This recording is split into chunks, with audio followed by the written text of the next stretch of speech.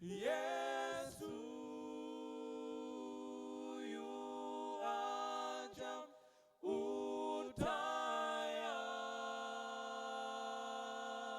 utayari.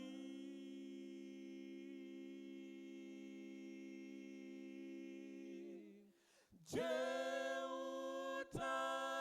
utayari? Akija leo,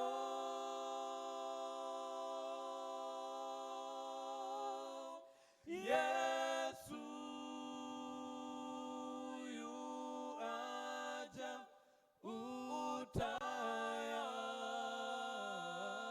utayari. Yesu yu aja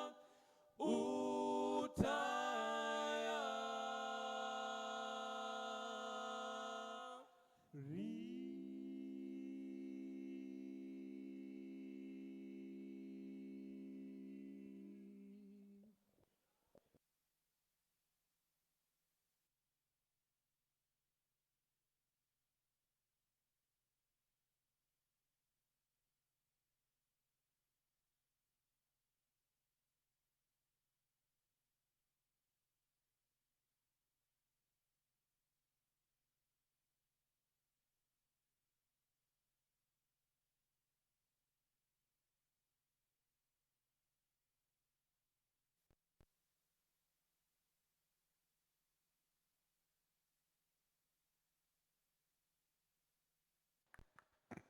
Habarini za jioni, hamjambo.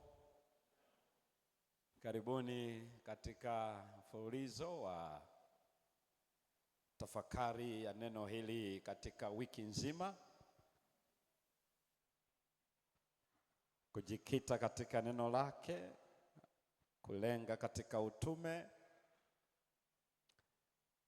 ambako Mungu wetu anaturudisha kwenye neno, alafu atuongoze kwenye utume.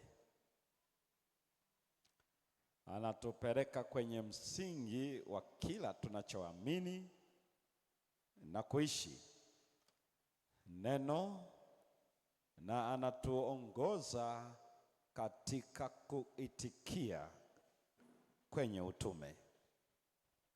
Tumeimba wimbo wa namba 50.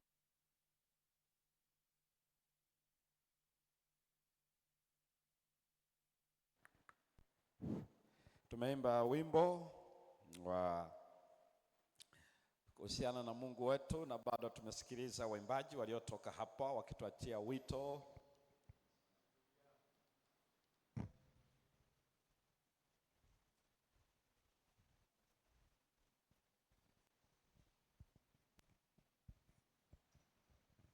Yesu anakuja, je, uko tayari? Na Mungu awabariki sana kwa kutupatia wito huo wa kuwa tayari kwa ujio wa Yesu. Na jana tulikuwa na somo la kwanza kabisa. Somo hilo ambalo tumekuwa nalo siku ya jana lilikuwa linatueleza umuhimu wa kwanza wa uwakili, ambao tuliona ni uaminifu, kwa sababu uaminifu ni jina lake. Kila siku kutakuwa na Mungu atatueleza hatua kwa hatua katika uelewa wa nini maana ya uwakili. Na tulikuwa na aya 2 jana, ilikuwa ni ile Zaburi 24 aya ya kwanza, na nchi na vyote vijazavyo ni mali ya Mungu. Na tuliweza kuona anamaanisha nini anapotueleza hivyo. Na tulisoma pia aya kadhaa, na tulikuwa pia na Wakorinto ya kwanza sura ya 4 aya ya kwanza na ya pili. Mtu na tuhesabu hivi tu wakili wa siri za Mungu, na hapo inapohitajika ni mtu aonekane kuwa mwaminifu. Siri za Mungu, mtu na tuhesabu kwamba sisi tu mawakili wa siri za Mungu, na hapo inapohitajika ni kwamba mtu aonekane kuwa mwaminifu. Kwa hiyo tuliona vyote sio vyetu, ni vya kwake.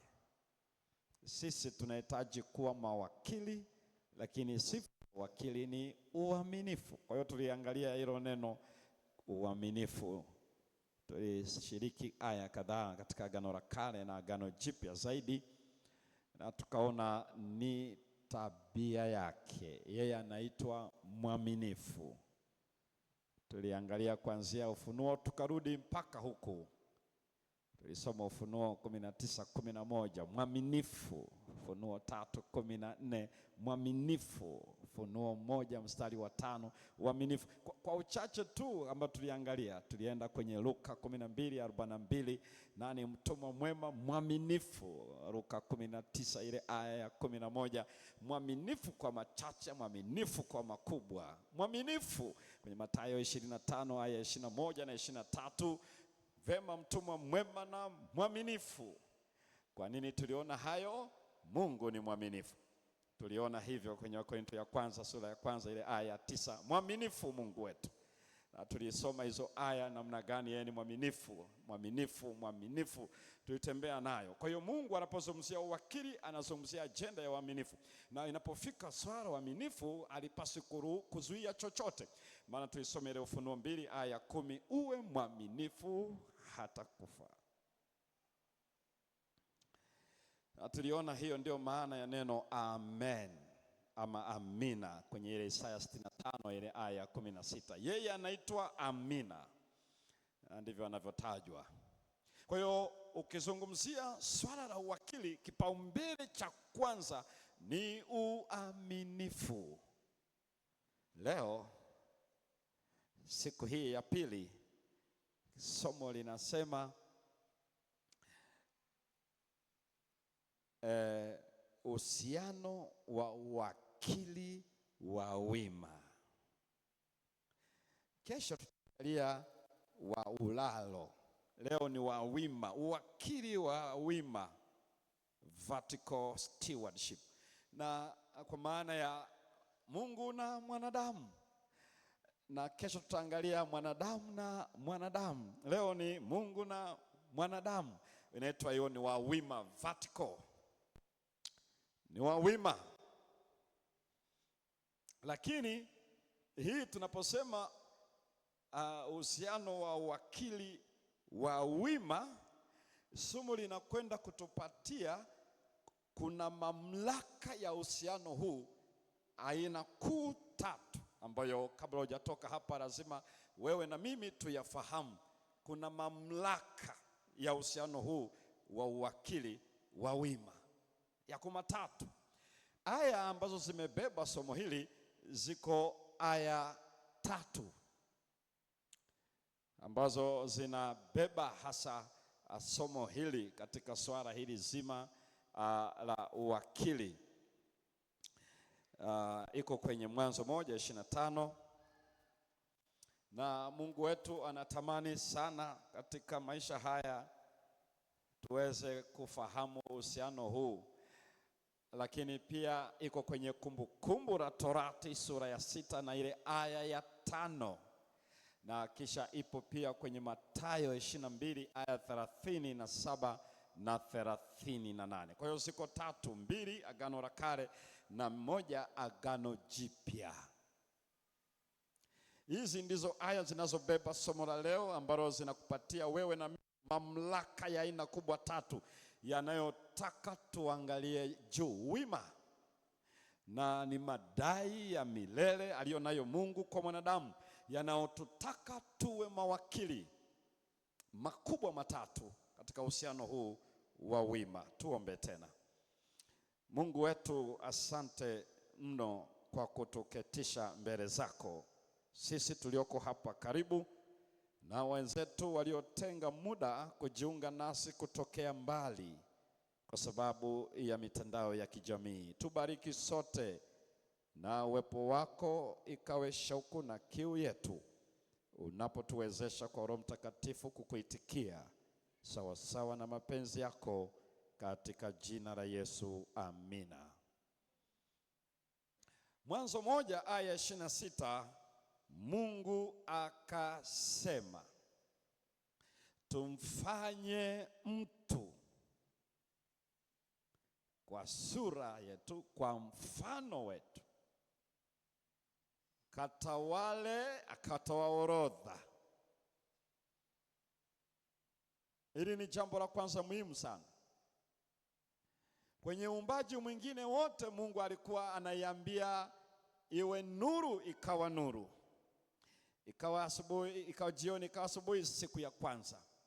Siku ya pili Bwana akasema iwepo nafasi, patikane anga. Kwa hiyo maji yajitenge, yaende juu, mengine nafasi ipatikane.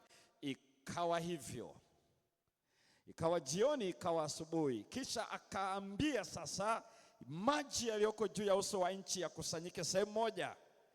Alafu akaita maji hayo mkusanyiko bahari, akaita nchi ambayo haina maji nchi kavu. Kisha akaamuru nchi kavu mimea iweze kuchipua. Hiyo ni siku ya tatu, anatamka inakuwa.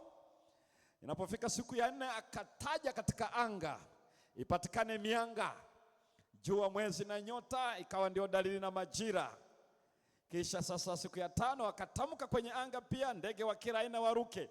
Akatamka majini, samaki wote wa majini watokee.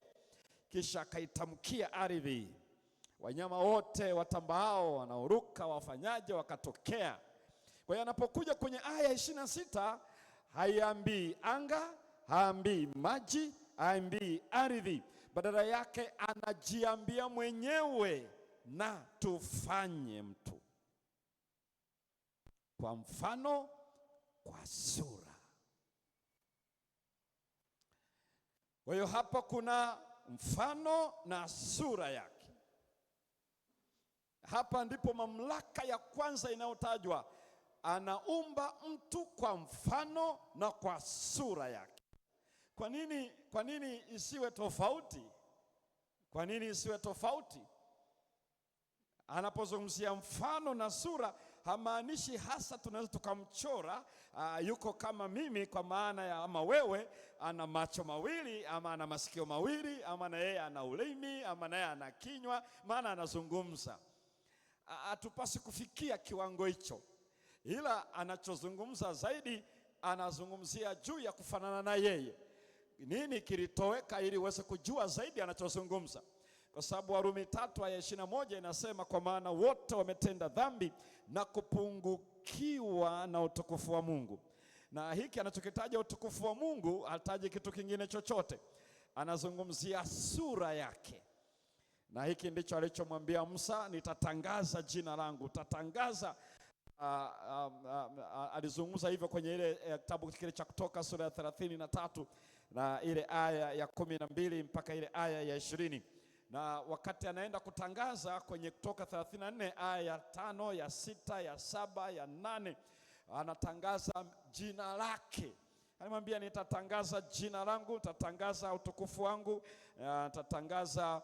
Ametaja mambo matatu pale ambayo yote kwa pamoja anazungumzia kitu kile: wema, alafu utukufu, alafu jina.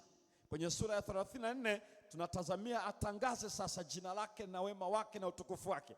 Alafu anatangaza, mimi Bwana Mungu mwingi wa rehema, mwingi wa fadhili, Mungu wa kweli. Sasa unaona anatiririka pale. Kumbe hicho ndicho anasema ndio wema wangu, ndio utukufu wangu, ndio jina langu.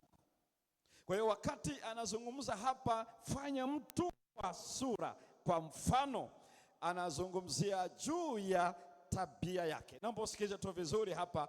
Hapa unaweza ukaenda moja kwa moja katika mfanano wa maadili yake. Maana ziko tabia kubwa mbili za Mungu. Upande mmoja ni upande wa tabia ya maadili, na upande mwingine ni tabia ya umilele. Na ni vizuri ufahamu, ukizungumzia Mungu muumbaji, Mungu mkombozi, Mungu ajuaye kila kitu, aliye wakati wote, mahali popote, mwenye uwezo wote, mwenye uhai nafsini mwake. Ukizungumzia hizo sifa, unazungumzia sifa za umilele za Mungu. Na ukisema ni za umilele, maana yake hakuna yeyote awezaye kuwa na sifa hizo, kwamba ni malaika, kwamba ni wanadamu, ni ya kwake pekee. Ndio maana anaeleza kwenye Isaya, mtanifananisha na nani nipate kufanana na yeye? Mimi sitampa mwingine utukufu wangu. Anapozungumza vile, anazungumza kuhusiana na sifa zake za umilele. Lakini unapozungumzia wingi nyingine ya pili ya sifa yake, ni sifa za maadili. Ukizungumzia wema, upole, upendo, rehema, fadhili, haki, kweli, neema na hizo haki na kweli, hizo ukizungumzia ni tabia ya maadili, ya maadili. Kwa hivyo anaposema tumfanye mtu, hiyo kwa sura na mfano, isijekadhaniwa kwamba unaweza ukamchora, narudia, ila anazungumzia anayefanana na yeye katika wingi hii kubwa kabisa ya maadili. Lakini pia hatuwezi kukanusha kwamba anapomuumba mwanadamu kuna namna ambayo yeye anafahamu jinsi alivyotuumba. Hicho ni kitu cha muhimu sana, na hii ndio wingi ya kwanza ambayo ni mamlaka ya uwakili ya wima. Ile authority yake ni ile ya sura na mfano wake. Aliiweka hiyo. Nini maana yake? Aliwekeza sifa yake.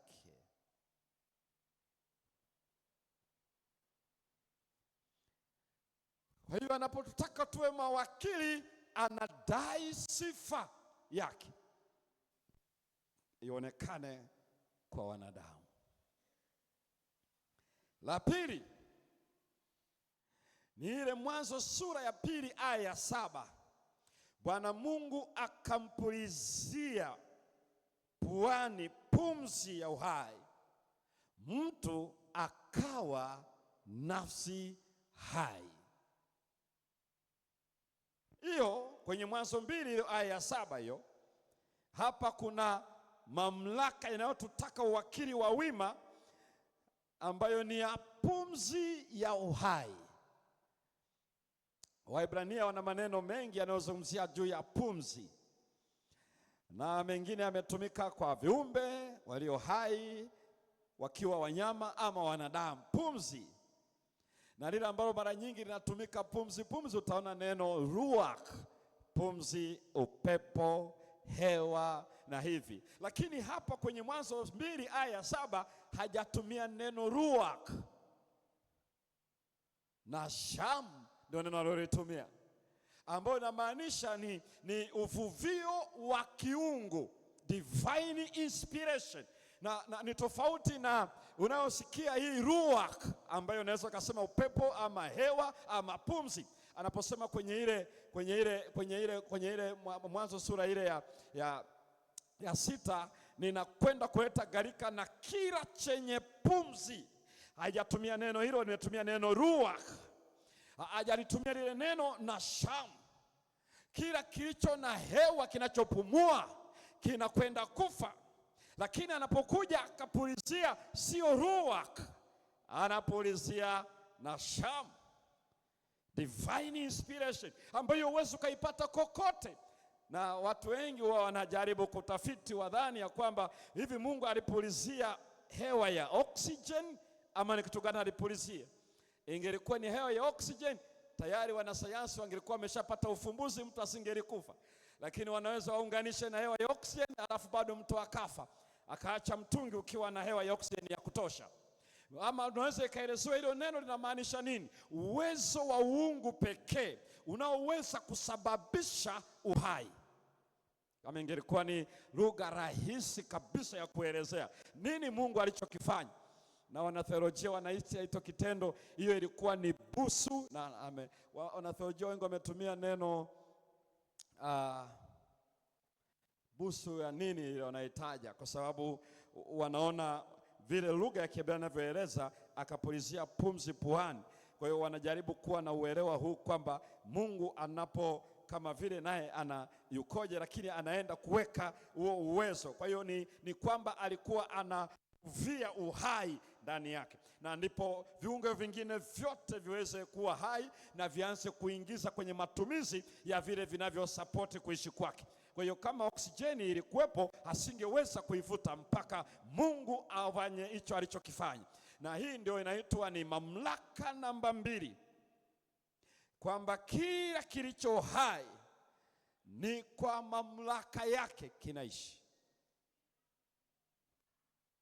Hii ndio kitu ambacho mwanadamu anapaswa aelewe. Sio ruach wala sio neno jingine, maana yako maneno yanayohusiana na pumzi zaidi ya 5, lakini sio inalotajwa pale.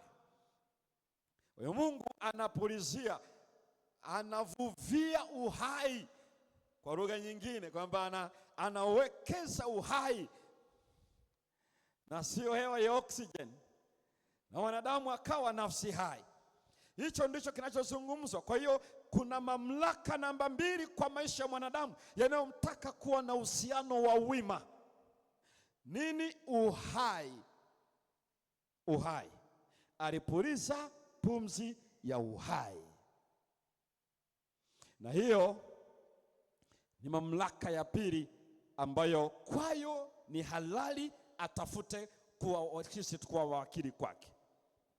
Ya 3 ni swala zima la Sabato, taasisi ya Sabato. Hii ni kitu cha ajabu kidogo, naomba msikilize jambo hili. Sabato, Biblia inaeleza kwenye ile Mwanzo 1:31, tazama vitu vyote alivyoviumba, kila kitu ni chema sana. Ikawa jioni, ikawa asubuhi, siku ya 6. Sasa angalia sura ile ya 2 inavyoeleza. Inaeleza hivi: siku ya 7 Mungu akaacha kufanya kazi.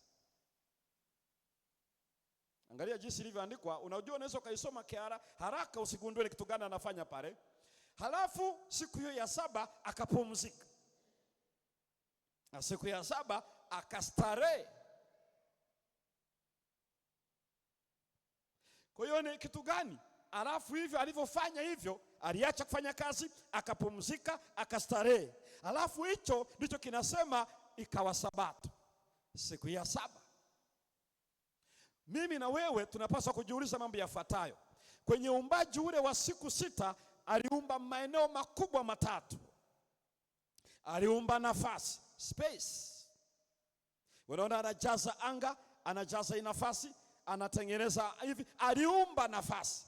La 3, la 2, aliumba maada, mata, iwe ni ardhi. Katika mambo haya vyovyote tokee, mimea na nini, hiyo anaumba ni maada. Alafu jambo la 3, aliumba uhai, life. Sasa hivi vyote unaona alivyoumba, hivi vilivyokuja kuumbwa baadaye vinategemea hivi vilivyotangulia viweze kuishi. Ndio maana ile sura ya kwanza inaeleza kila alichoumba. Zile aya 4 za mwisho za sura ile ya kwanza, akasema ya kwamba kila kilicho hai hivi ndivyo vitakuwa vyakula vyenu. Ni haraka mno mtu kudhani ya kwamba hivyo ndivyo vinavyoweza kuweka mwanadamu aweze kuishi. Na kwa sababu kwenye ile Mwanzo 3 kuanzia ile aya ya 19 ama 17 mpaka 19 anasema mtu atakula kwa jasho. Na ukienda Timotheo wa Tesalonike ya 2 sura ya 3 aya ya 10, niliwaagiza kama nilivyokwisha waagiza, ikiwa mtu hataki kufanya kazi na asile chakula. Kwa hivyo inamaanisha mtu anakula. Na Yesu akaeleza kwenye ile Mathayo sura ya 6, maisha je, si zaidi ya chakula? Kwa hiyo tunakula ili tuishi, hatuishi ili tule. Nikiwa na maana maisha ni muhimu kuliko chakula. Kama tungilikuwa na uwezo wa kuishi bila kula chakula, chakula kisingekuwa na maana yoyote. Ila chakula kina maana tu kwa sababu tunataka tuweze kuishi. Kwa hivyo ikiwa anachosema utakula kwa jasho, utakula kwa uchungu, kwenye Mwanzo sura ya 3, maana yake maisha, kuishi kwetu kutategemea kufanya kazi. Ndiposa anaeleza atabariki kazi ya mikono. Kwa hiyo mwanadamu anapotumia ile time, muda aliyouweka Mungu, aliyoumba ule muda, halafu amewekeza uwezo ndani yake, talent. Kwa hiyo anapotumia time na talent anapata treasure, pata hazina, pata maisha. Kwa hiyo ndio maana mtu asipofanya kazi anakosa na nafasi ya kuishi.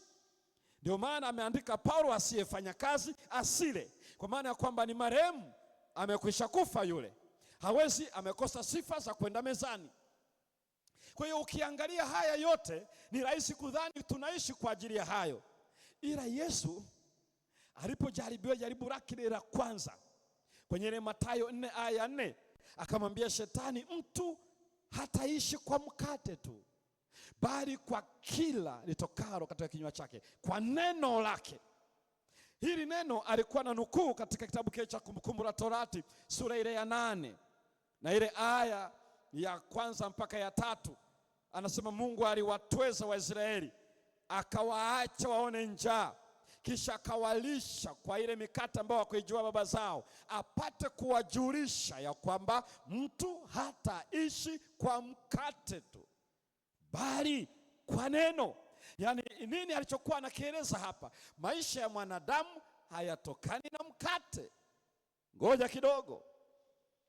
kidogo, ninaenda huko kote uweze kujua kwa nini kuna Sabato. Sikiliza tu vizuri hapa, ninaomba usome kitabu kile cha Matendo sura ile ya 17, halafu usome ile aya ya 28.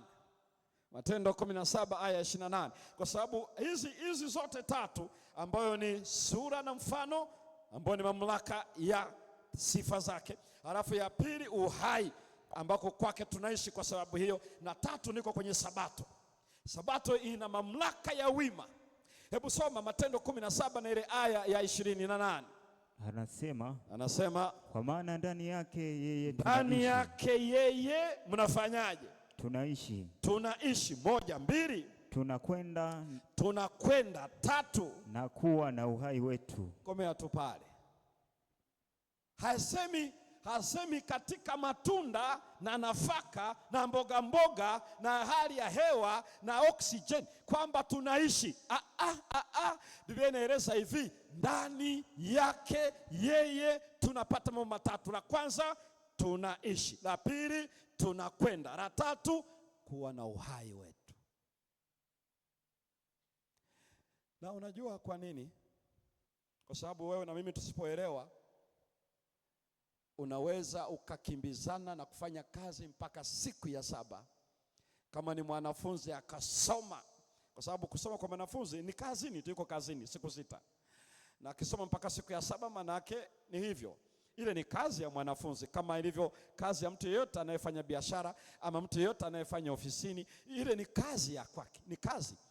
Kama ni mkulima shambani, ni kazi. Kusoma ni kazi, na kwa kuwa ni kazi, anafanya kwa ajili ya maisha tu haya. Kwa hiyo ni rahisi, kwa sababu tunaona kama tunapata mkate hapa, tunapata hiki na pale. Kwa hiyo wakati mwingine tunashawishika, tunadhani tunaishi kwa sababu ya matokeo ya kazi. Ila Mungu anachotueleza ni kwamba mwanadamu aliyeumbwa kwa sifa zake, akapuliziwa pumzi ya uhai, haishi kwa kazi ya mikono yake. Ngoja. Biblia inasema hapana, ni ndani yake. Ukitaka ujue vizuri kwamba mwanadamu anaishi, yule anayeishi ni yule anayekaa ndani yake. Nje yake ni kifo. Ni sawa na samaki umtoe majini, atakufa. Ila sio rahisi sana kuona kwamba ni kifo, kwa sababu ni kama vile bado anavuta hewa ya oxygen. Ndio maana yake. Na kwa sababu sisi tunazungumzia kifo, tunazungumzia usingizi ambao Yesu anayosema ni usingizi, ambao Wathesalonike ya pili inasema siku akija, hiyo sio nyewe. Wathesalonike ya kwanza, tutainuka wote. Yesu alisema ni usingizi tu, ni kulala. Ila kifo chenyewe Biblia inataja ni ile mauti ya pili, ambayo Wathesalonike ya pili inasema kutengwa na uso wake milele. Na ndio maana anasema mtu anayemwamini yeye, anamtii, ajapokufa atakuwa anaishi, kwa sababu hajafutika mbele yake. Bado kumbukumbu yake na rekodi zake ziko naye. Maandiko yanasema atakuwa amepumzika. Ila mtu kama anavuta hewa ya oxygen lakini hayuko ndani yake, Biblia inachorekodi ni marehemu. kwa sababu ni swala la muda. Siku atakapokuja tutaweza kujua zaidi juu ya hicho kinachozungumzwa. Kwa hivyo Biblia inaeleza hatuishi kwa sababu ya kazi za mikono, ila tunaishi ndani yake, na tunakuwa na uhai ndani yake, na tunakwenda katika ndani yake, na tunakuwa na uhai. Tunaishi, tunakwenda na tunakuwa na uhai. Hatuishi kwa sababu ya oxygen, hatuishi kwa sababu ya ugali, hatuishi kwa sababu ya wali wala kitu chochote. Biblia ina uelewa mpana juu ya kuishi. Kwa hiyo anapozungumzia juu ya Sabato, ndipo unaona kwa nini, ikiwa uumbaji wote ulikamilika muda wa siku 6, maji, hewa, vile vyote, matunda na nafaka na vyote ambavyo mwanadamu anaweza akachuma akala, vilikuwa vimekamilika. Kwa nini aliweka siku ya 7? Wakati vyote ambavyo wewe na mimi tunavyokula, tunavyovaa, tunavyofanya chochote vilifanyika ndani ya siku 6. Kwa nini Sabato? Kwa nini? Na anaiumba kwa namna ya ajabu. Hafanyi wala hazungumuzi, ila anapumzika, anastarehe, anaacha kufanya kazi. Na alipofanya hivyo, alafu akasema hii ni ya 7. Ibilisi amejitahidi kuibomoa, ameshindwa. Anaibatiza majina tofauti, lakini hajawahi batilisha hata siku moja, kwa sababu hata ukienda katika kalenda zote, iwe ni upande wa mzunguko wa solar system, uende upande wa atomic time ambayo imetumika baada ya uvumbuzi wa vibrations za atoms, ama uende upande wa hii inaitwa kalenda ya Gregory na zingine, haujawahi pata juma lolote lenye upungufu wa siku 7 ama zaidi ya siku 7. Hata watazibatiza kwa majina, wataishia kuwa ni juma la siku 7. Yaani hii maana yake ni kwamba hakuna mwenye akili atakayepunguza wala kuongeza. Hayo mengine watafanyia huko na kutubabaisha kwa maneno, hawatabadilisha. Kwa nini siku ya 7? Kana kwamba ni alote ile kwenye Marko 2 ile sura ya alafu na aya 27, Sabato ilifanyika kwa ajili ya nani? Kwa ajili ya mwanadamu. Usisahau niko kwenye habari ya Sabato, sikize vizuri. Ilifanyika kwa ajili ya mwanadamu.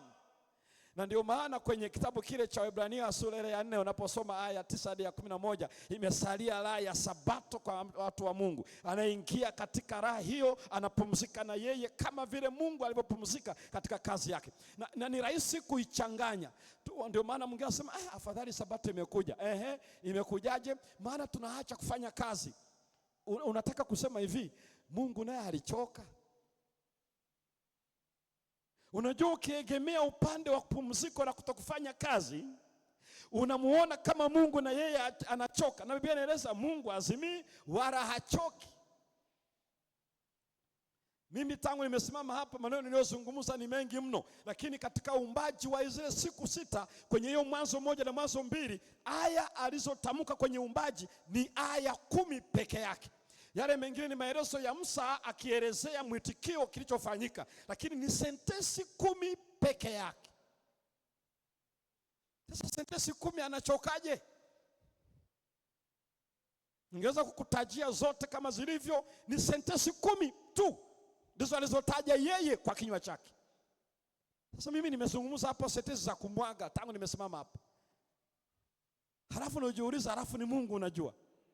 Kwa hiyo ndio maana akili yetu ikienda kwenye Sabato, tumeacha kufanya kazi, maana mili imechoka, hizi skeletal muscles zimechoka.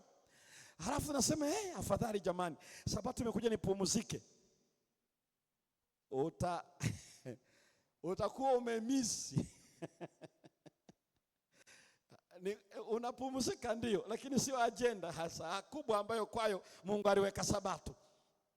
Kwa sababu kwenye Ezekiel sura ya 20 aya 12, naliwapa Sabato zangu ili mpate kujua mimi ndimi Bwana Mungu wenu ni watakasaye. Sabato ina relationship ya holiness, ina uhusiano wa kutuingiza kwake. Yani huyu ndiye Mungu aliyetupatia sifa zake, ndiye alipatia mamlaka, na yeye ametupatia Sabato kuonyesha huyu ni nani aliyetuumba sisi na tuko huru hasa. Ndio maana tunaacha kazi, si kwa sababu miili ipumzike, ila kwa sababu tunajua ndani yake tunaishi, tunakwenda na uhai wetu.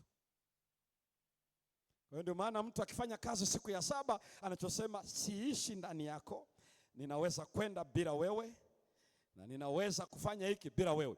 Na ndio maana ukija kwenye ibada ya ufunguzi wa Sabato unaona watu wengi hawapo. Ngoja niwaambie kwa nini hawapo. Kazi ya siku 6. Na afu mtu huyo ndio anangojea eti Jumapili inaenda kutangazwa. Anaikodolea macho. Wewe unaikodolea macho Jumapili. Unaangalia mwendo wa Vatican. Unaangalia habari za Amerika. Unakoma kukodolea macho. Wakati Sabato yenyewe huna raha nayo, kwa sababu hauingii katika lile pumziko lake. Kuna ile divine rest. Na ndio maana Yesu anaita, anasema njoeni kwangu, kwenye Mathayo 11 aya 28. Ninyi nyote msumbukao na wenye kulemewa, nami nitawapumzisha. Lile pumziko analolitaja pale Kristo analirudisha ile siku ya saba aliyoiweka. Sio pumziko hasa anazungumza la kimwili. Anazungumzia ile pumziko ambalo linatokana na uhusiano wa wima. Yaani mtu anaona hiyo furaha ya kuwa na yeye kwa sababu ni muumbaji wake, anaingia katika pumziko lake. Na hilo ndio Yesu anasema kaeni ndani yangu. Lugha nayo tafsiri nyingine anasema nitawapumzisha. You shall find rest. Sio hasa ya kutofanya kazi, ila hasa ya kuingia ndani yake. Hizi 3, pumzi ya uhai kwenye 2:7 Mwanzo, sifa kwa maana ya sura na mfano wake Mwanzo 1:26, alafu kwenye hiyo Mwanzo 1:26 mkatawale samaki, mkatawale wanyama, mkatawale. Kwenye hiyo aya 26 ambayo ni anaweka mamlaka ya kusimamia. Kwa hiyo unaona haya yote, vyote tulivyo mikononi mwetu, tunavyoweka mfukoni, tunavyofanya hiki na kile, yeye alitamka hivi, mkavitawale. Akafanya mtu kwa mfano na sura yake, wakatawale, kwa maana ya kusimamia. Neno la Kiebrania kwa maana ya kuwa over, to supervise, kuwa in charge, katika chini yake yeye. Kwa hiyo ukiangalia vile ambavyo tunapeleka mdomoni, vile ambavyo tunavaa, vile ambavyo tunafanya hiki, ni vya kiuwakili tu. Ndio amesema nimekuumba na afu nikakuweka uwe msimamizi. Lakini wakati huo unaenda kusimamia, amewekeza sifa, mfano na sura yake, halafu ameweka uhai, pumzi ya uhai. Haya ndiyo maeneo 3 yenye mamlaka ya uhusiano wa wima: sura na mfano.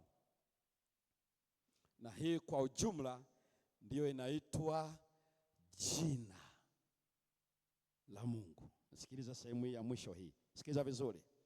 Ambayo kwa hakika alichokifanya kwa mfano na sura, alikuwa anaweka jina. Kapulizia pumzi ya uhai, divine inspiration, ambayo ni connection na yeye. Na upande wa kutawala hiki na kile na kile, alikuwa chini ya huyo, anakuwa wakili, lakini yeye ndio mwenye navyo. Anazungumzia miliki ni wa kwake, halafu wewe na mimi ni mawakili. Hivi vyote vinamtaka awe na uhusiano wa wima, ambayo mtasari wake ni jina. Kwenye Ufunuo sura ya 7 na ile aya ya 3, kuanzia aya ya 1 mpaka ya 3, malaika mwenye anayewekea muhuri, ambao jumla yao ni 144,000. Siko kwenye mahesabu hayo leo, lakini nataka uone tu waliwekewa kwenye kipaji cha uso, ile aya ya 3. Ninaomba uende Ufunuo sura ya 14, kwa sababu kuna watu wengi pia wanauliza hiki ni nini pastor, hiki ni nini? Hebu nenda kwenye usome. Naomba hiyo aya sasa uifungua, alafu usome kwenye kitabu kile cha Ufunuo sura ya 14, usome ile aya ya 1, uone nini maana ya muhuri kwenye kipaji cha uso. Ufunuo sura ya 14, aya yake ya 1. Aha. Kisha nikaona natazama, huyo mwana kondoo amesimama juu ya mlima Sayuni, na watu 144,000 pamoja naye, wenye jina lake na jina la baba yake wapi limeandikwa katika vipaji vya nyuso zao. Kwa hiyo kwenye Ufunuo 7 ule mstari wa 3 unatajwa neno muhuri kwenye paji la uso, 144,000. Kwenye Ufunuo sura ya 14 haitumii lugha ya muhuri, inasema ni jina. Nenda Ufunuo 22 uone sio tu 144 namba wakilishi, ila inamaanisha nini Ufunuo 22 na ile 4. Ufunuo 22 aya ya 4. Aha. Nao watamwona uso wake, wataona uso wake, na jina litakuwa katika vipaji vya nyuso zao. Soma tena vizuri hiyo aya. Nao watamwona uso wake. Aha. Na jina lake litakuwa katika vipaji vya nyuso zao. Hao wote ni wakombolewa, mbingu mpya na nchi mpya. Wataona uso wake na jina lake litakuwa katika vipaji vya uso wao. Kwa hiyo unaposikia jina lake, ni tabia yake, ni sifa yake. Kwa hiyo Mungu anaposema atumfanye mtu, kwa anaweka sifa zake, naweka tabia yake, naweka jina lake. Wote watakaokombolewa wana jina lake. Na ndio maana wakati Paulo anaitwa kwa ajili ya kazi, anapopeleka injili, unajua wakati mwingine sisi tunaona tunapeleka injili. Sikiliza Yesu alivyomwambia Paulo, ambao ndio ukweli wenyewe, kwenye ile kitabu kile cha Matendo sura ile ya 9 aya ya 15. Hebu soma pale usikie alichoambiwa. Matendo sura ya 9 aya ya 15. 15 inasema, lakini Bwana akamwambia Anania, nenda tu Anania kwa Paulo, kwa maana huyu ni chombo kiteule kwangu. Huyu Sauli huyu ni chombo kiteule kwangu. Alichukue jina langu mbele ya mataifa. Hata alichukua jina langu alipeleke kwa watu gani? Wa mataifa. Mataifa 1, 2. Na wafalme. 3. Na wana wa Israeli. Unaposema tunafanya uinjilisti, sikiliza kinachotajwa pale ni kulipeleka jina lake.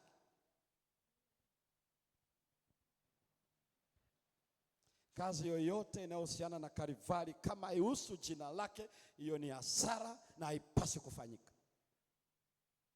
Ukizungumzia ni habari njema, unachopeleka ni jina lake. Inakurudisha kwenye Mwanzo 1:26. Watakaookolewa wana jina kwenye paji la uso. Kwenye paji la uso anazungumzia uwezo wa kufanya maamuzi na kuchagua, maana ambako tabia na uadilifu unawekwa. Ndio maana anazungumzia hiyo frontal lobe ya wakili ya mwanadamu, paji la uso. Na ndio maana pia alama ya mnyama inawekwa kwenye paji, kwenye ile Ufunuo sura ya 13. Unaposikia alama ya mnyama ama chapa yake, sio alama itakaopigwa hivi, bali ni ule uelewa na uchaguzi kulingana na uamuzi wa mwanadamu yeyote, kwamba huyu ndio yeye ama hapana. Ingawa kwenye upande ule wa adui, yeye pia ni kwenye mkono wa kuume, kwa maana kuna shuruti inakuja katika utendaji. Lakini ukija upande wa Bwana, anazungumzia ule muhuri ni jina lake. Na ameeleza pia kwenye alama ya mnyama hesabu yake ama hesabu ya jina lake. Kwa hiyo ni swala la tabia, ama inarejeshwa tabia yake ama ya yule mnyama. Sabato ndio imewekwa ining'inie hapo. Ile mambo ya mamlaka ndio taasisi pekee. Hata ilipotuku dhambi imeingia, ilitoka kwenye bustani ya Eden kusimama kuugawa ulimwengu, ya kwamba yuko muumbaji anayetutakasa, na inakuwa na mng'ao mkubwa zaidi baada ya dhambi kuingia. Ndio unaangalia inahusiana na utakaso, inahusiana na kuturejesha yeye, inahusiana na kupatia pumziko ndani yake, inatuhusiana na kupatia amani ya kweli. Yenyewe kama yenyewe haifanyi, ila inaturejesha kwake. Ndio maana kwenye paji la uso, sio sabato inayotutakasa, sio sabato inatupatia pumziko, sio sabato inayotufanyia hiki, bali yenyewe ni ishara yuko yeye anayetakasa, yeye anayetupumzisha, yeye aliyetuokoa. Amen. Kwa hivyo ndio unaiona hiyo Mwanzo 1:26 inayotembea na hayo yote. Aya 2 zinazobaki ambazo sasa ni mtasari wa hiki kilichosikia, ndio ile kwenye Kumbukumbu la Torati 6 aya 5. Sikiza Israeli, Bwana Mungu wetu, Bwana ndiye mmoja, naye mpende Bwana Mungu wako kwa moyo wako wote, kwa nguvu zako zote, kwa akili zako zote. Yaani sasa hapo anaeleza hiyo ni nini? Mahusiano ya wima. Mpende Bwana Mungu wako. Na hiyo inamaanisha nini? Kumpenda. Mkinipenda mtazitii. Anazungumzia ni swala la kutii, kwa maana ya maamuzi yaliyoko hapa, na hiyo ni swala la muhuri wake, sifa zake, na hiyo ndio Mungu wetu anayotafuta. Kwa hiyo ndio inaitwa uhusiano wa wima, na unaiona Yesu anatafsiri Torati nzima. Nisikize vizuri, kwa sababu watu wengi wanaposoma kwenye ile Mathayo 22 aya 37 hadi 38, anapojibu lile swala la yule kijana katika Torati ni ipi amri iliyo kuu, wengi wanadhani ni zile mbao mbili za mawe pekee. Torati inayotajwa pale inazungumzia Biblia. Kwa maana wakati huo unapozungumzia Biblia, labda nikueleze kitu hiki kidogo. Torati ni maandiko ya Musa ambayo Mungu alimvuvia akaandika. Na manabii, maandiko ya manabii Waebrania wanayafahamu ni commentary ya Torati. Commentary ni nini? Ni ufafanuzi wa Torati. Na ndio maana kama unakumbuka kwenye Malaki sura ya 4 anasema ikumbukeni Torati, na Malaki ndio nabii wa mwisho. Baada yake tu akaja Yohana Mbatizaji katika Agano Jipya. Ndani ya kipindi cha miaka 400 hakuna nabii mpaka anakuja Yohana Mbatizaji, na ndiye anayemalizia wakati wa Agano la Kale. Na ili ujue kwa nini uelewa Waebrania ulikuwa ni sahihi, kwamba manabii wote walioandika Zaburi, zile nyimbo zote unazosoma, ile Biblia kama Agano la Kale, ilikuwa wao walielewa ni ufafanuzi wa Torati. Na kwa lugha nyingine anachokieleza pale, ndio maana unaona hata Malaki anarudisha Wanaisraeli Torati ya Musa. Kuna wakati Yesu alizungumza maneno mawili peke yake, Torati na manabii, ama akatumia neno Zaburi kwenye ile kitabu cha Luka 24 kuanzia aya 44 mpaka 47, akielezea yaliyoandikwa juu ya mwana wa Adamu katika Torati, katika Zaburi na katika manabii. Kwa anataja Zaburi kwa maana ya kwamba ndio kitabu cha kwanza kwenye ile koramu ya 3. Koramu ya kwanza katika Biblia ya Kiebrania inaanza na Torati, maandiko ya Musa. Koramu ya pili inakuja manabii. Koramu ya 3 inakuja writings, ambayo katika kundi lile la 3 kitabu cha kwanza ni Zaburi, alafu cha mwisho ni mambo ya nyakati. Sasa mambo ya nyakati kwa sababu ya arrangement ya Protestant hutaiona huku mwisho, unaona Malaki.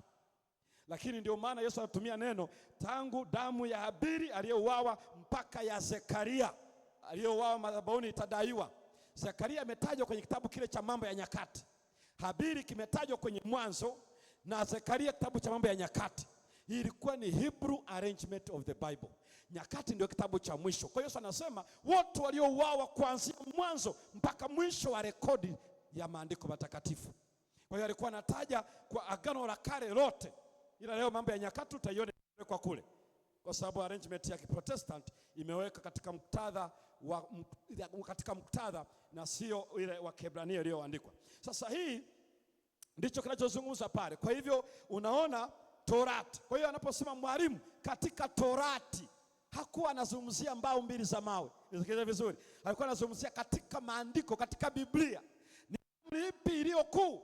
Yesu anaeleza Biblia nzima inafundisha mambo makubwa mawili tu: uhusiano na Mungu wa kwanza na uhusiano na wanadamu wa pili. Hii Biblia hii ina uhusiano wa aina mbili peke yake, na kwa kuwa leo tunashughulikia wa kwanza ndio huu, loving God, kumpenda Mungu peke yake, ndipo hasa mara unakoanzia mamlaka yake. Kwa hiyo jioni hii ya leo anapoeleza kwenye Mathayo 22 aya 37 38, hii ndio amri iliyo kuu tena ya kwanza. Ya maana yake uhusiano wa kwanza ni uhusiano wa wema. Una madai makubwa matatu.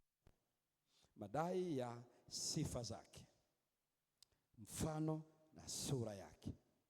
Dai la kuwa na uhai nafsini yetu. Tunaishi kwa sababu yeye mwenyewe, inatuelekeza kwake katika uhusiano wa wema. Na tatu, Sabato, ambayo inaturudisha kwenye utendaji wa Mungu, kazi ya mkono wake kwetu sisi. Aliweka sura yake, aliweka mfano wake, aliweka tabia yake, na akapulizia na shamu, pumzi ya uhai ndani yetu. Haya yote yanatutaka tuwe mawakili. Kwa nini hili wakati huu wa mwisho? Nisipoelewa ukweli huo, ni rahisi sana kufundisha. Ukiwa wakili mwaminifu, utapata 1, 2, 3 katika maisha ya duniani hapa. Ndio maana somo hili linakuja namna hiyo. Tunapokuwa wakili waaminifu, somo la jana, vema mtumwa mwema na mwaminifu, tunaingia katika furaha ya Bwana wetu. Na halafu kwenye ile Mathayo 22, wakati anawaambia wale mkono wa kuume ambao ni kondoo, sikiliza alivyosema, njoeni ninyi mliobarikiwa na nani? Na Baba. Nataka nisikiliza anasema kitu gani kubarikiwa. Alafu sikiliza anasema, maana nalikuwa mgonjwa, nalikuwa na njaa, nalikuwa na kiu, nalikuwa mgeni, nalikuwa mgonjwa, nalikuwa kifungoni, nalikuwa uchi. Yani yale mambo yote 6. Alafu anasema, wakasema mbona hatukukuona? Akasema, mlivyowatendea hao mlinitendea mimi. Amen. Lakini lugha anayosema ni hivi, njoeni mliobarikiwa.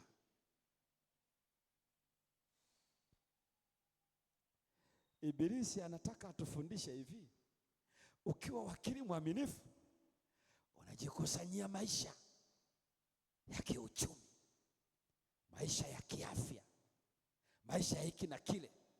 Yaani ukicheza vizuri kete ya uwakili utapata 1, 2, 3, 4. Biblia inasema hivi, ukiwa mwaminifu katika hayo, tutaiangalia vizuri kesho. Ukiwa mwaminifu katika kufanya hiki, ukafanya hiki, ukafanya hivi, anasema hiyo ndio maana ya kubarikiwa na Baba. Hakuna mara anasema ulipata watoto alafu mbingu zikasema maana mlizaa watoto wengi, njoeni mliobarikiwa. Wala hasemi yani ninyi mlikuwa na kipato kikubwa mno. Hasemi. Anapokuja swala la baraka inayotoka kwake, utaona anataja vitu hivyo. Ni ila yule anayehusika na kulibeba jina lake kwa ulimwengu. Na alikuwa hivi, mlipeleka jina langu. Naomba usikize vizuri juu ya jambo hili, kwa sababu huyu nimemuita alibebe jina langu kwa mataifa, kwa Israeli na mwisho wa nchi. Na anaeleza kumbe huko ndiko kubarikiwa. Ukisikia mtu anasema leo kanisani nimebarikiwa, tunatega sikio tusikie anavyolibeba jina lake. Lakini kama anatoa ushuhuda hapa hauhusiani na hiyo sifa za uwakili hizo kubwa 3, anatupotezea muda. Pastor Isaya.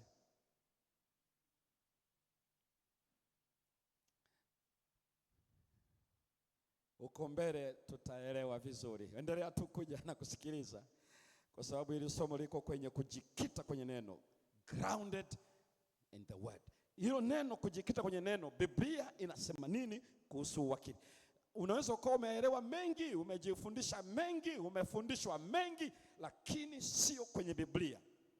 Ruhusu Biblia ifanye marekebisho. Usiniambie pastor, wale wanaotuambia hivi na vile, waache na ya kwao. Wewe jikite kwenye nini?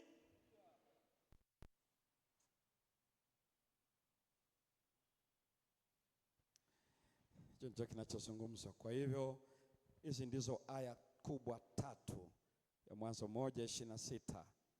Utaona sura na mfano ambazo ni sifa zake. Wakatawale, utaona mamlaka anayo ya kasimu ya usimamizi, lakini akapulizia pumzi ya uhai, akawa nafsi hai, na ndani yake tunaishi, tunakwenda na kuwa na uhai. Maisha hayako. Kwa hiyo Sabato ipo ili kutufundisha hivi, atuishi kwa kazi ya Mungu ya siku 6. Nisikilize vizuri. Hatuishi kwa kazi ya siku 6 aliyoifanya Mungu. Sabato inasema hivi, tunaishi ndani yake, tunakwenda ndani yake na kuwa na uhai nafsini mwetu. Ukishajua hiyo ndio maana ya Sabato, iko pale, inakurudisha kwenye uwakili wa wima. Jioni ya leo Mungu alitaka tufahamu kuna mamlaka aliyoiweka ndani inayotutaka kuwa mawakili, na chochote chema unachofanya kama matokeo wa kazi za siku 6 za Bwana bado si cha kwetu na hakituwezeshi kuishi, ila tunaishi ndani yake. Soma hii aya ya mwisho katika kitabu cha Korinto ya kwanza na ile sura ya 4 na ile aya ya 7. Paulo alikuwa anazungumza hoja nzito sana siku hiyo. Isome tu hiyo aya, Wakorinto ya kwanza sura ya 4 na ile aya ya 7.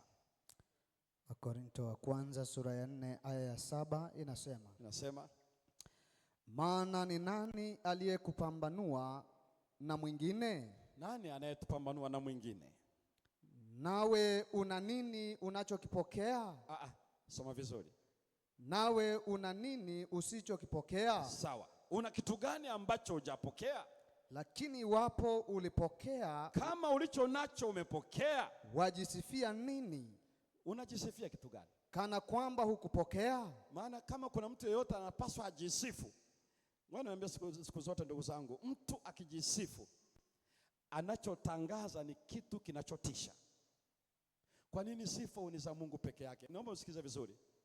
Mtu yeyote akijisifu kwa sababu ya uumbaji wa siku 6 aliyofanya, kazi za mikono ya Mungu aliyoifanya, anachosema hivi, mimi sijapokea, nimejitengenezea. Ila kama ulicho nacho umepokea, anasema unaanzaje kujisifu? Kama ni akili ulipokea, kama ni kimo umepokea, rangi ya ngozi umepokea, nafasi ulionayo umepokea, afya ulionayo nimepokea. Yaani chochote nilicho nacho nimepokea. Nawezaje kujisifu kana kwamba sikupokea? Kwa hiyo nimepokea niweje? Hapo inachotakiwa ni mtu awe mwaminifu. Basi. Na alieleza walio nao vingi kwao vitatakwa vingapi, na aliyekosea akijua atapigwa sana. Yesu alizungumza maneno hayo, na Mungu wetu atujalie jioni hii ya leo kupenda Mungu, amri ya kwanza iliyo kuu, na hiyo imejengwa kwenye Mwanzo sura ya kwanza na Mwanzo sura ya 2.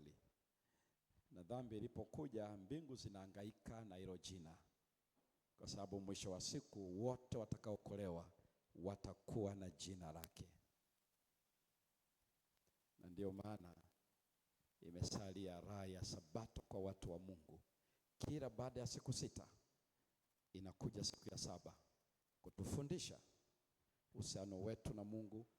Ndio tu tunaishi, tunakwenda na kuwa na uhai wetu. Sabato iko kutukumbusha hilo.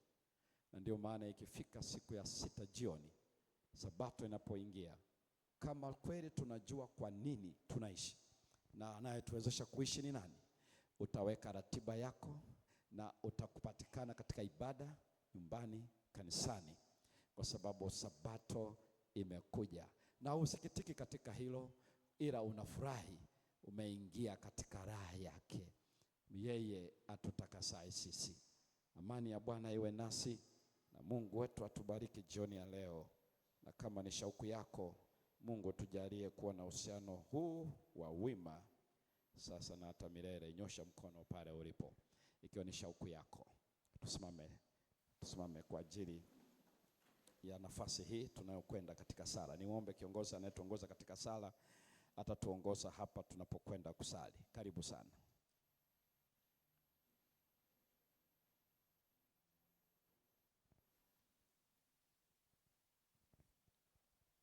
Asante Pastor, ubarikiwe. Tunakwenda katika kipindi cha maombi, lakini tunafahamu kuna wengine watakuwa wameandika maombi yao, basi mtayawasilisha katika sanduku ili ambalo liko mkono wa kushoto kwangu, kwenu ni mkono wa kulia. Lakini kwa wale ambao watakuwa wamekuja na sadaka, basi tuna sanduku lingine hapo pembeni, tunaomba muweze kuziwakilisha hapo. Na kipindi cha maombi tutaombewa na watu watatu: Mchungaji Zawadi, Elda Mbaga pamoja na Elda Tumaini. Mtatuongoza katika kipindi cha maombi. Kwa hiyo tutakapomaliza huu wimbo tutasogea wote karibu na tutaongozwa na hao wazee wa kanisa katika njia ya maombi. Tunapokwenda katika utoaji wa sadaka na kuleta maombi, tutakuwa tukiimba wimbo namba 135 tukiongozwa na kiongozi wa nyimbo Mr. Baraka Mchome. Karibu 135. Lakini mambo makubwa ya kuombea kwa wale watakao tuwakilisha, tutaombea theme nzima ya juma hili la uwakili, kwa maana ya kumjua Mungu, kufungamanishwa naye, lakini pia aweze kutupatia uwezo wa kuweza kufanya utume wake. Lakini pamoja na hayo tutaombea mipango ya kanisa, hususani ujenzi wetu wa kanisa na changizo ambalo liko mbele yetu. Kwa hiyo wale watakao tuongoza tutagusia hayo mambo na mengine kadri Mungu atakavyokuwa amekubariki. Karibuni kwa ajili ya kuleta maombi pamoja na sadaka.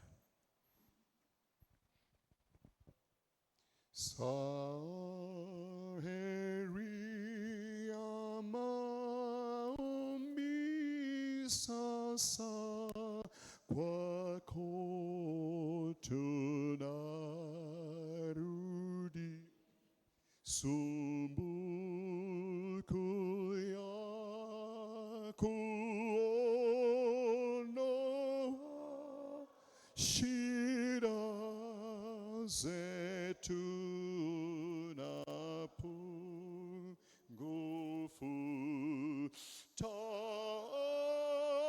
taabuni mara nyingi, roho zetu zimepona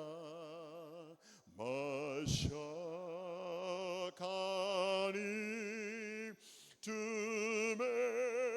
tumeshinda wakati wa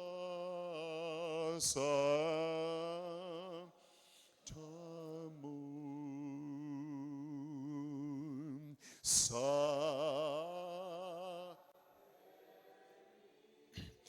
Ya maombi twapeleka dhiki zetu kwake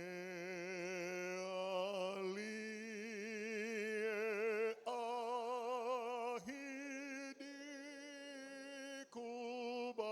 kubariki.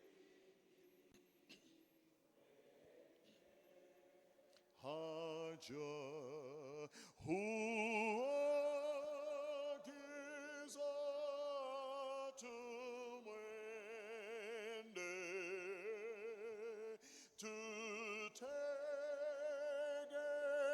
tutegemee neno lake, hivyo tumweke yote wakati wa tamu.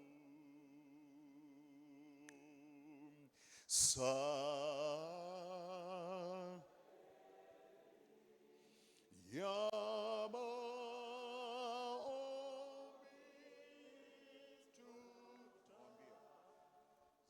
Karibuni kwa maombi, tusogee mbele.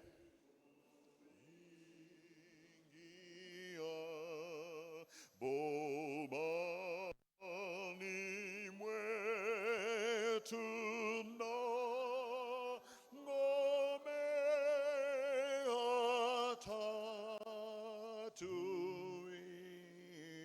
atatuishapo mwendo,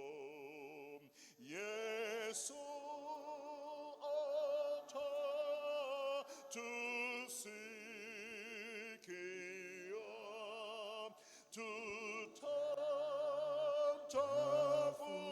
tutamtafuta daima na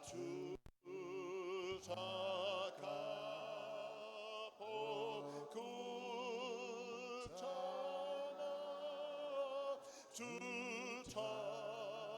tutamwona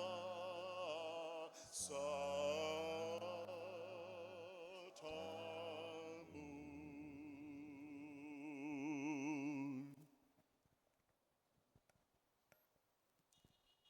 Basi tutawaalika wote tupige magoti, wale tunaoweza kupiga magoti kwa ajili ya ombi.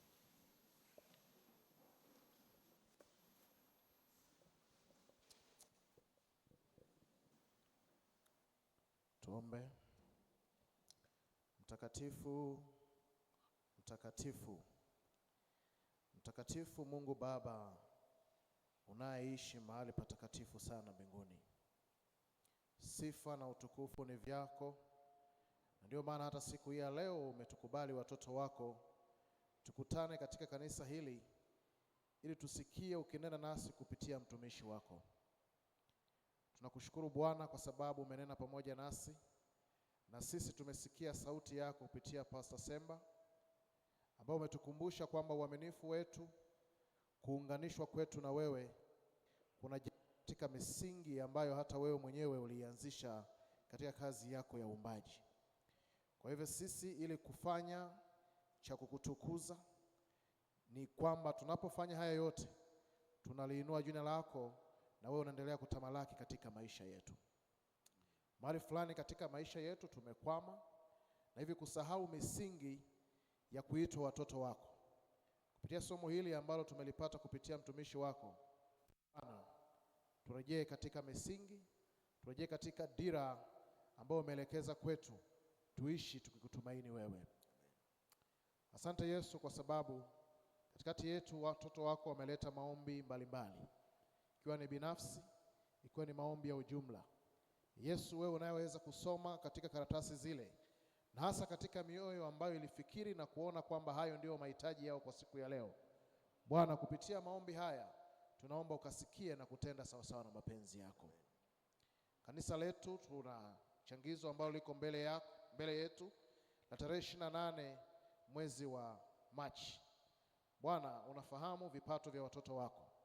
Hitaji letu ni kwamba utukufu wako kaonekane katika changizo hilo, ili yote atakayopatikana, ikiwa ni material, ikiwa ni fedha, lakini basi vyote vikawe ni vile ambavyo umechagua watoto wako wakutolee kwa ajili ya kumaliza kazi yako ya ujenzi. Asante kwa sababu hata sisi tutatutakasa, lakini tunaombea timu nzima ya uratibu wa juma hili la uwakili, tukimweka mbele mchungaji wetu Pastor Semba. Mpatie afya njema, mpatie tafakari njema anapopitia masomo haya na kuona kwamba ni nini ambalo tunatakiwa kulisikia siku mpaka siku ya Sabato, basi ukawe ni yale ambayo umeyachagua watoto wako waweze kusikia. Amen. Asante kwa sababu utasikia na kutenda sawasawa na mapenzi yako. Kwa jina la Yesu naomba na kushukuru. Amen. Amen. Baba mtakatifu, Mungu wetu unayetupenda, tunalihimidi na kulitukuza jina lako katika jioni hii ya leo. Umetupatia nafasi sisi watoto wako kuja na kusikia sauti yako kupitia mtumishi wako. Neno lako limefundishwa jioni hii ya leo, na hakika kwa nia na madhubuti kila mmoja wetu tunaamua kwa hiari yetu kulibeba jina lako, maana ndiyo wito wetu na utume wetu. Wakati mwingine tumekuwa tukijitukuza kwa baraka zako, ambapo hakika ni uwakili tu umetupatia sisi.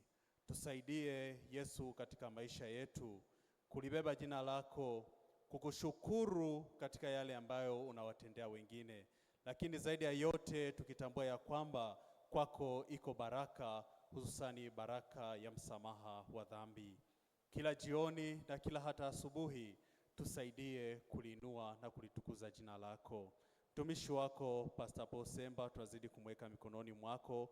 Umemleta katika wakati huu tena kwa ajili ya kutukumbusha juu ya uwakili. Patie nguvu na kumpatia afya iliyo njema. Kimbariki yeye na familia yake.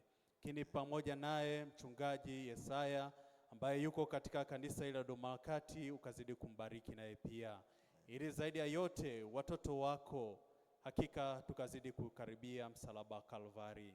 Asante kwa ajili ya mambo yote, na hata kwa swala zima la changizo ambalo liko mbele yetu, vyote ambavyo unavyotubariki katika siku 6, tukatambue ya kwamba ni vyako, na tunarudisha katika yale yote yaliyo yako. Jioni hii ya leo watoto wako ambao umekuja, ikiwa yupo mgonjwa miongoni mwetu, wewe ambaye ni daktari na mponyaji, nyosha mkono wako na ukawaponye watoto wako. Na hata jioni tutakapoondoka, kila mmoja akaone kufunguliwa na akaone baraka zako maishani mwake. Asante maana utakuwa nasi hata mchungaji anapokuwa akiendelea katika maombi haya. Sikia kuomba kwetu na ukatujibu kwa wingi wa mapenzi yako, ni katika jina lako Yesu Kristo Bwana wetu, amina. Amen. Baba yetu na Mungu wetu mtakatifu wa mbinguni, tunakushukuru kwa kutupatia juma hili. Katika tafakari ya jioni ya leo inayohusu uwakili wa wima, kila mmoja tumeona mahali ambapo tumekosea.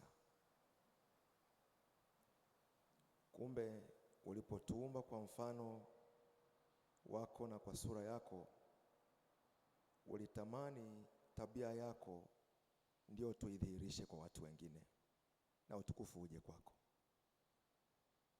Lakini Baba, tazama katika mienendo yetu, tabia yetu, kinachoonekana ni kinyume na kile ulichoelekeza. Tunaomba utusamehe katika eneo hilo. Umetupatia uhai, bila wewe sisi hatupo. Lakini mara nyingi tumejivuna kwa sababu ya afya, kwa sababu ya nguvu, kwa sababu ya vitu ulivyotupatia. Lakini kumbe tunasimama tu kwa ajili yako. Umetukumbusha siku ya leo, tunakuomba utusamehe katika majivuno yetu. Baba, iko dhahiri mbele zako jinsi ambavyo sabato tumeivunja. Lakini umetukumbusha katika jioni hii ya kwamba umeiweka ili sisi ambao ni mawakili wa utunzaji wa siku hiyo tuwakilishe utendaji unaotokana na utenda mapenzi yako. Ninakuomba utusamehe pote tulipokosea. Sasa Baba, tutaendelea kufanya yale ambayo ni kinyume na mapenzi yako baada ya kusikia haya. Ninakuomba sisi tulioko hapa, sisi tulioanguka mbele zako jioni hii, ukatuwezeshe basi tufanye mabadiliko, tufanye matengenezo, ili juma hili likaweze kuwa na maana katika maisha yetu na jina lako likazidi kutukuzwa.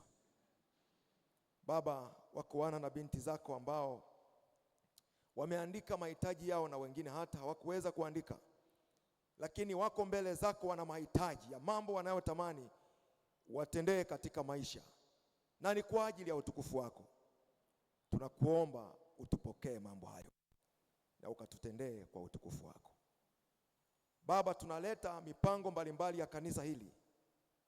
Tunakuomba mipango yote, kwa vile ni ya utume, tunakuomba Bwana uweze kuifanikisha kwa ajili ya utukufu wako. Hata mradi wa ujenzi wa kanisa unaoendelea, hata katika juma hili kuna mambo ambayo kamati itafanya, na hata mwisho wa robo hii kuna changizo ambayo inakwenda kufanyika. Tunakuomba utunyenyekeshe, kwa vile kila kitu ni chako.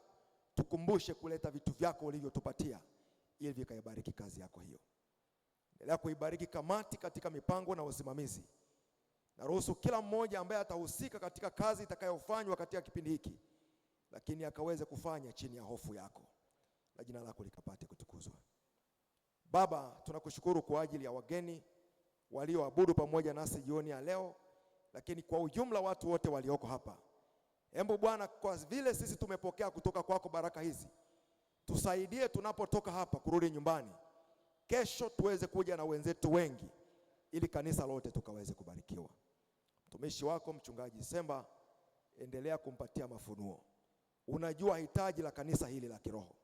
Tunakuomba kila anaposimama tukuone kupitia kwake katika viwango vingine, na jina lako likapate kutukuzwa. Ni juma la kazi, watu wako watakuwa wakiendelea na kazi za uzalishaji, kila mmoja katika kazi yake, na siku ya leo wameitumia kwa ajili ya kupokea mafundisho ya namna tunayopaswa kuifanya kazi yako. O Yesu, watu wako wanaporudia kazi na kuomba, kila mmoja ukasimame pamoja naye, ukawapatie mibaraka ya kutosha, na mwisho wa juma hili hakika tukaseme mkono wako ulikuwa juu yetu. Maana tumeomba yote tukiamini na kushukuru kwa jina lake Yesu aliye Bwana na Mwokozi wetu. Amen. Amen.